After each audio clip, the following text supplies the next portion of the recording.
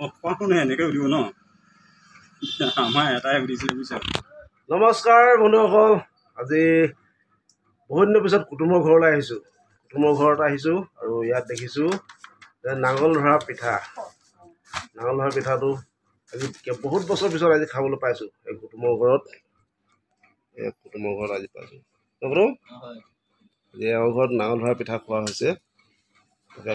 লগত আছে মোৰ লগত JB তপন। এই পিঠা খোৱা হ'ব আৰু ন?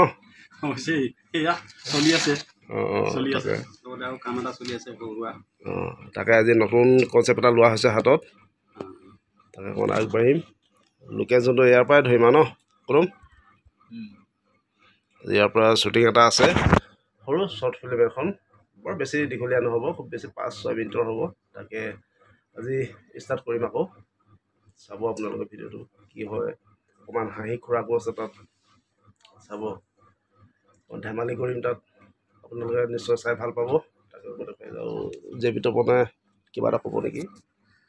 মানে আৰু এজন একেবাৰে সহজ সৰল গাঁৱলীয়া মানুহৰ মানে সৰলতাখিনিক লৈ আচলতে লিখা হৈছে। যিটো ছিৰিয়াছ কমেডি, আচলতে কমেডি ফুল কমেডি নহয়, আচলতে ছিৰিয়াছ কথা কিছুমানতে কমেডি হৈ যায় যে তেনেকুৱা ধৰণৰ আচলতে। কিন্তু স্ক্ৰিপ্টটো মই তাকে চাই আছোঁ, অলপ পিছত আমি ভাবিছোঁ আৰম্ভ কৰিম আৰু কাম। মই ভাবোঁ ৰাইজে চাই ভাল পাব, আপোনালোকে নিশ্চয় চাব আৰু চাই মেলি আপোনালোকে নিশ্চয় ছাপোৰ্ট কৰিব, লাইক কৰিব বুলি আশা কৰিছোঁ। ধন্যবাদ।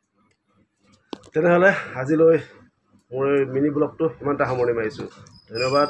জয় আই অসম।